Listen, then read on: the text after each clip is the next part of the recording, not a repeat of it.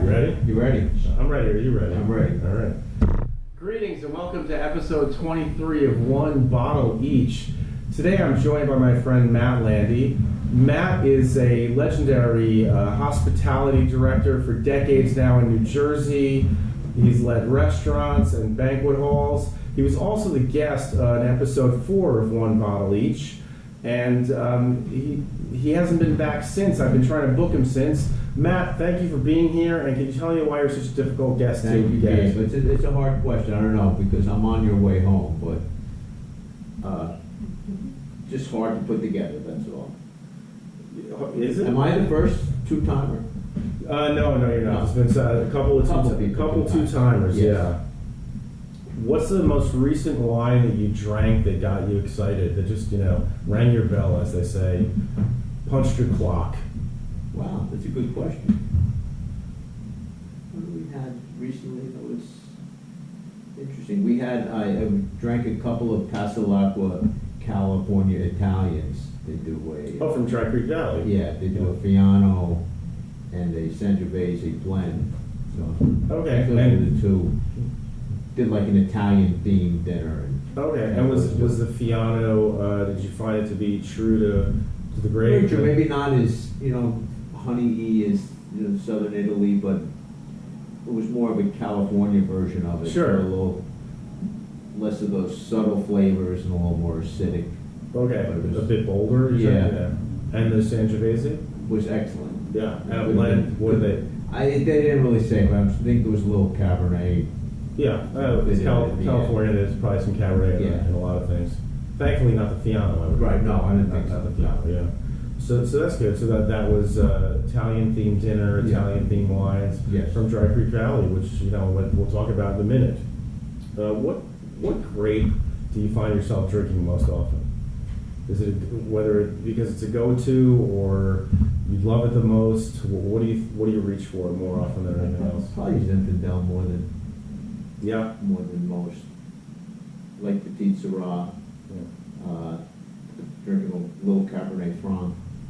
It's been, California versions of it. Yeah, I was going to ask. So mostly California Francs. Yeah. Do you ever reach for Francs from other parts of the world? We went out to eat at Faubourg in Montclair and had a Loire Valley Cabernet Franc that was real good. Yeah. There's some nice ones coming now from Argentina as well, so I would maybe keep your eyes. Throw that. Yeah, they're planting a lot over the last decade of Franc in Argentina, so I would throw that out there. So let me ask you this, and then we should dive into some wine probably. What advice, you've been drinking wine for a long time now, and you like to explore and try different things. What advice do you have for somebody who's a novice wine drinker who's just discovered the pleasure? They like wine, but they don't know where to go. What would you tell them to do? I would try things from other different places, not just Napa. Like I have an Anderson Valley wine, usually a little less expensive, and it can still give you the same amount of enjoyment. And if you're looking at a wine list and you see something a little out of the ordinary, sometimes it's a good thing to buy because it means the guy who put the list together probably likes it, as opposed to just putting on the standards. It's probably something that he gets a little enjoyment out of, and that's why it's on there. It's worth trying. I literally had that conversation with somebody this afternoon, that often the weirdest thing on the list is going to be one of the maybe better values, and because the person likes it, might be pushing it. Yeah, somebody, both of those things. Yeah, they love it. And it's probably great because they're super passionate about it. They might maybe even have to work hard to get it on the list. Right. Yeah, great. I love all of that. Yeah, I always tell people to just try stuff. Whatever. If somebody puts a glass in front of you, give it a shot. What's the worst that could happen? Worst case, spit it out. Exactly. You don't like it. Who cares? No big deal. So, one bottle each. Of course, that idea is that we each brought one bottle to the dance. And so last time actually was the only episode, the last one you were on, where we did my wine first because it made sense. But tonight, as per the norm of the way it's gone, it makes more sense to try yours first. So tell us about what you picked and why you picked it. It's a Anderson Valley Winery, Handley. It was started by Mila Handley and She was one of the first females to graduate from UC Davis in the early 80s, and is the first California winery by a female under her own name. Oh, wow, I didn't So know it that. started, Handley Vineyards started with her, and it's, was the first California winery to be owned and started by a woman. Oh, that's great. Well, that was in the 80s? That was in the 80s, yeah. Yeah. She graduated, worked for a few, I think Spotswood, she worked for Ed Mead's, which is how she got up in Oh, yeah. Anderson Valley, and fell in love with it up there, and started making wine. Yeah, so what do we have? This is the Gewürztraminer. I feel like Gewürz is one of the underappreciated aromatic white grapes. I don't think people.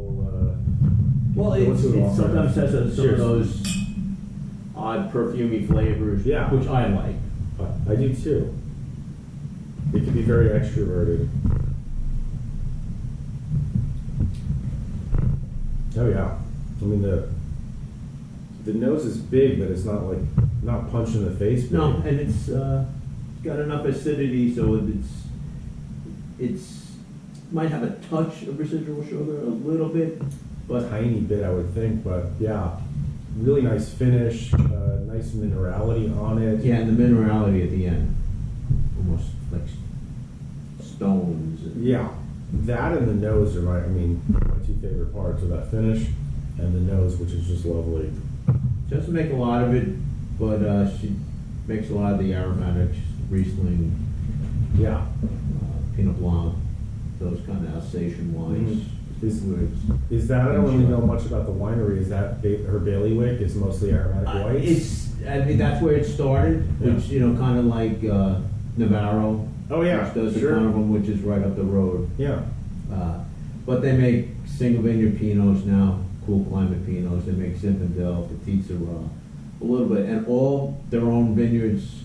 A couple of bought things, but mostly their own and all organic. Yeah. She was one of the first on, the organic. organic, yeah. And how did you discover her and this winery? I had read things about it, and we were on a trip. We had actually driven through Napa. We were visiting people. Stopped at a winery where, I won't say which one, for $25 you get 3 little sips and a nice view. Sure. And then we drove up into northern Mendocino, which is more beer country, and drank a little beer. And on the way home, we were staying in Anderson Valley in Boonville. And Handley was the first one we hit. And we went in there, and the super friendly staff, she was there. And unfortunately, last year she passed from COVID, Yeah, but she was there at that's the too time. bad, yeah. And you walk in, try our bubbles. And just, nobody even mentioned it. It struck me as what Napa Valley was 40 years ago. Sure, that Just- sounds about right, just yeah. Friendly and taste this and try this and really low pressure, not making you join the club, which I did, but, Yeah. they didn't make me. So reverse psychology. Yes, is what reverse we're at. psychology. The other thing about this wine, not to interrupt you, but I just, the palate is so mellifluous, and it's just really, it's really even keeled, no sharp edges, that finish is really long. It's just, the nose is the biggest thing about this wine, and it's not that big, it's just big enough Yeah. to let you know it's Gewürztraminer about 4 or Good 5 inches away from the flavor. nose. Yeah. Really great wine, and so how long ago did you find the winery? It was, I'm gonna say, 2018. 2018. Okay, so in recent times. Yeah. Yeah. Very cool. What's the retail price on this bottle? It's $26. Yeah. If you're part of the clubs, it's always a little bit less. I think I might course. pay 18 or 20. Okay. Yeah. Well, 26 is 26 great. Yeah. is the. And I love it's in screw cap, which I love, especially for these kind of wines that are young drinking. They're not meant to be sitting. Yeah. out too long. Even They probably could though. Yeah, for sure. Well, I think this could. What's got the acidity, I think, to age for quite a while. Would be interesting. Well, thank you for picking that. I really dig it. Great. So I picked, you've already referenced Zinfandel. I picked a Zinfandel for us to try because I know that you have an affinity for Zinfandel, and that you talked about this last episode how the Zinfandel was sort of your gateway into wine. But now that you've been into it for quite a number of years and have been drinking, like you said, you drink a lot of Zinfandel. It's near the top of your list. What is it about Zinfandel that you love? What makes you go back to it? I just find them, they're more interesting because it seems like different people make it and it's a different wine. Yeah. I sometimes feel Cabernets are great, but you can't tell one. My palate, it's hard to pick one from another. I don't disagree with you. I think with Cabernet, there's a lot of price pressure because talking about Napa specifically, people are all trying to make the high-end Cabernet, and then there's a certain style that elicits the high scores, which then gets you higher dollars, and I think there's a little money pressure there. So with Zinfandel, not that there aren't some higher priced Zinfandels, but they don't go into the same range anywhere near what Cabernet can. So I think people are left to do their own thing.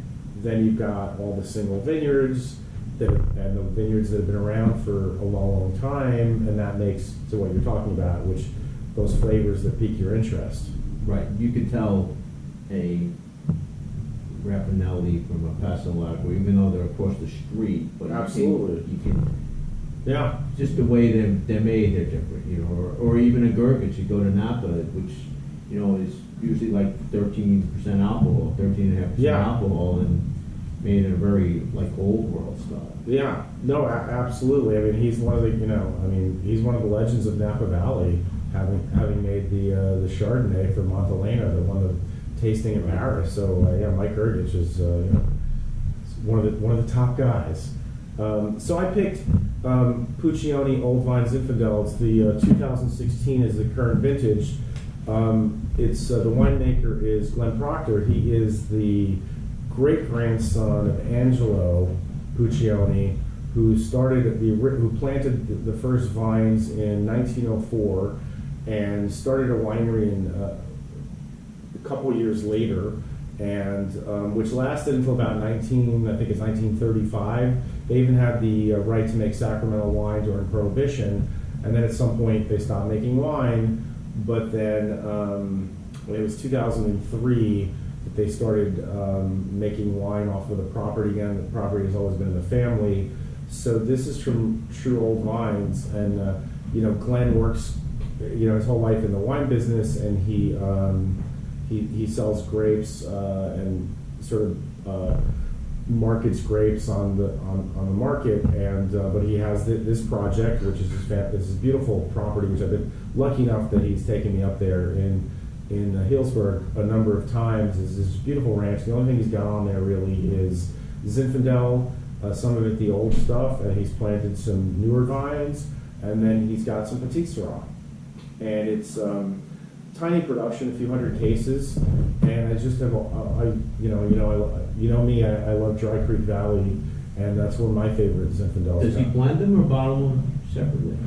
The Petit and the Zin? I don't remember if this one has any Petit in it, but he does bottle a Petit separately. I don't remember if there's a little bit of each in the other. I think some years there is and some years there isn't, but certainly, he does make a separate bottling of Petit Syrah. So I don't know if the 16 is his latest Petit or not, but this is the 2016 Zin, and I wanted to share it with you because I love Glenn and his story and his family story and that property, and I've been lucky enough to have this wine for quite a few vintages now, and I just think it's a great example of Dry Creek Valley and Zinfandel, and just a historic property that isn't probably quite as well known as it should be, based on how long these vines have been there. 115. Like 110, over 110 years. So Puccioni, it's all estate. So Puccioni was the great. Yeah, his great grandfather, and wow. Yeah. They were the last farmers in, I believe was it Sonoma County or Hillsborough to use a donkey until their donkey passed away, and then they finally bought a tractor.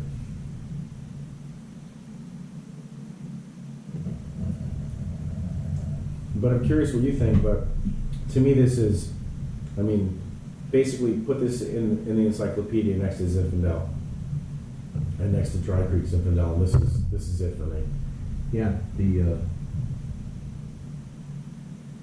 it's almost a little chocolate on it, but it's got really nice acidity still. And It does. It's not like cloying in the mouth. It's kind of, It's refreshing, yeah. right?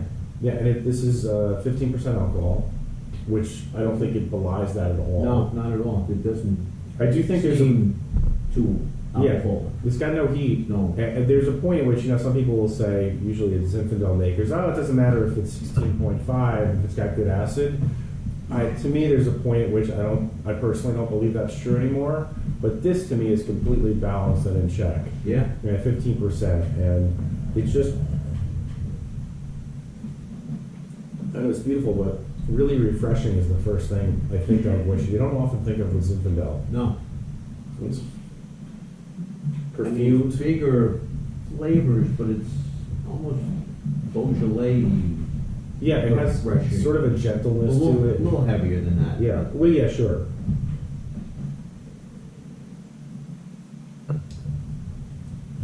Yeah, red and black fruits, like you said, a little bit of chocolate. Yeah, a little taste of chocolate. Yeah, I get it, yeah. It's there. Little savory herb on there. It just, And it would be great with almost anything food-wise. well, absolutely. I agree with you, and that's really a terrific point, because the Zinfandels I don't like, you only can eat the biggest of foods with. Right. And, a Zinfandel like this, like you said, you want to pair it with, a big, like a burger with blue cheese and bacon on it, great. You want to pair it with your Sunday pasta with red sauce, great. A slice of pizza, tacos, they go crazy. This will go with just about anything. I mean, it's not going to go with, a dainty bib lettuce salad, perhaps. Maybe put a little blue cheese on it, but it'll go with most things. Yeah, the pasta would be good. I'm just sure Mrs. Puccioni would have been serving this with pasta. Yeah, in sure. 1904. With her Sunday sauce, Yeah. which would have had lots of sausage and pork shoulder and whatnot in it that had been simmering for 17 hours. That the donkey dragged up the hill. Absolutely, absolutely. So yeah. Is this in your wheelhouse This of would be in my Zinfandel that This would be in my wheelhouse. And like mentioned before, Zin was the wine that I tasted and thought, wow, there's something else out there than, the Schlitz? Schlitz. Or Sutter, or I don't want to Yeah. throw any bad names around, but, Yeah. more than the $4 bottle of wine. Yeah, you got moved past Hardy Burgundy is what Right. I'm saying. Yeah. And you don't have to go broke either. And still, you can drink good wine. This by the At a way, reasonable again, price. tiny production, $34 bottle of Zinfandel, and this is as artisanal as it gets. in Is my it opinion. only at the winery, or? I believe I'm sure. I believe he has it locally in some shops Some or shops, restaurants yeah. in Sonoma County. I know he has in the past, so I assume yes, but it isn't make enough to be on the shelves Right. nationally. But you can order it directly from the winery from Glenn Proctor.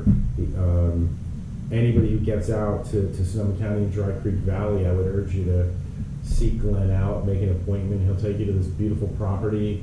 It's a stunning ranch, and he has such passion for it, which is also something I really appreciate. People who love this, and he loves this piece of land, and these wines are super important to him. And I've come to, I love the property. When I set foot on it, I thought to myself, looking at the property, and I already knew Glenn a little bit, and I liked him, and I'm like, man, I hope the wine's good. Yeah, and when somebody's got the passion and Yeah. you can feel it, and Yeah. you can see it in his. Yeah, so I thought, I hope the wine's Eyes. good, and then I tasted the wine, and I said, oh yeah, I had nothing to worry about here. The wine's always been really, really good. The Petit Syrah is equally an excellent wine. The Zinfandel is most of what he does. The Petit Syrah is an even smaller production, but it's really terrific. Petit Syrah, which you also, knowing you love it. Petit, you would like it as well. Well, Matt, thank you. Gabe, thank you. I hope Always a that. pleasure. Well, you know, It's a good. you can't say always. It's interesting. It's only been twice. Well, you're very hard I to think book. we've been together more than We have, but had wine you know, but I a few more can't. times than this. But you're very difficult to book, and I don't understand why. It's that semi-retirement. It's you know, it's I've very been- difficult. It's I've very been busy. You're a pain in the ass to book, is what I'm trying to say. Cheers, though. I love you.